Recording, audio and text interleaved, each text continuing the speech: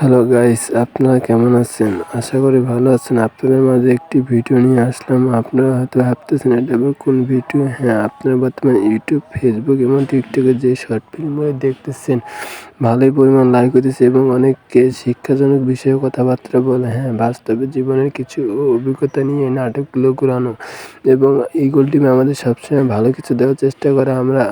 আমরা এতে অনেক খুশি। আপনারা ইগল টিম নাটককে ভালোবাসেন এবং ইগল টিমের নাটকের প্রতি মায়ায় পড়ে গেছেন। হ্যাঁ, আজকে আমি সেই বিষয়ে আপনাদের মাঝে কথা বলতে চাই। আপনারা অবশ্যই এই নাটকটার কথা ভুলেননি এবং বর্তমানে এই নাটকটি ভালোই ভাইরালে আছে। হ্যাঁ, আমি আপনাদের এই বৎসরত নাটকের কথাই বলতেছি। আপনারা কি অনেকেই কি প্রথম পর্ব দেখেছেন? যদি কেউ প্রথম পর্ব না দেখে থাকেন, অবশ্যই আপনারা প্রথম পর্বটা দেখে প্রথম পর্বতে এমন কিছু জিনিস আছে যা আপনারা দেখলে অবাক হয়ে যাবেন। এখান থেকে এই যে একটা শিক্ষাজনক বিষয় আছে, আপনারা অবশ্যই শিক্ষা নিতে পারবেন।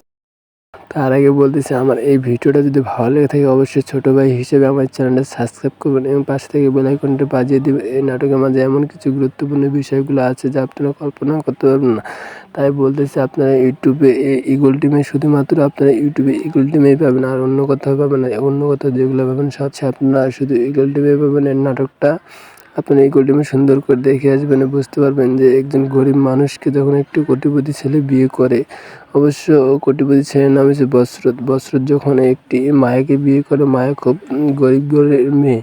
মায়া আর আব্বু আম্মু কেউ নেই, সে মামার বাড়িতে বড় হয়েছে এবং বসরতের মা অনেক খারাপ ছিল। বসরতকে ওই মেয়ের সঙ্গে বিয়ে দিয়েছে।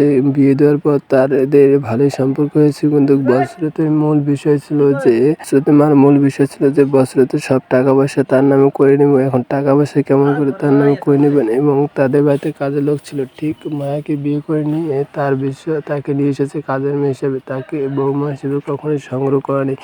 কিন্তু বৎসরতের সামনে জামাল এবং মায়ার শাশুড়ি মানে বৎসরতের মা তাকে সব কিছু ভালো ব্যবহার করে। তাকে দেখা যায় সে খুব ভালো শাশুড়ি এবং জামাল দেখা যায় খুব ভালো ও একজন দেবর। ঠিক এই আপনারা এইভাবে বললে বুঝতে পারবেন। আপনারা অবশ্যই ইউটিউব চ্যানেলে দেখে আসবেন ইগল টিমে। আবারও বলতেছি, আপনারা অবশ্যই ইউটিউব চ্যানেলে দেখে আসবেন ইগল টিমে। এতক্ষণ আপনারা ভালো থাকবেন, আবার কোন দেখাবেন আপডেট নাটক নিয়ে। আশা করি আল্লাহ পাক আপনাদের সবাই সুস্থ থাকুক এবং আমার জন্য সুস্থ কামনা করবেন। আল্লাহ।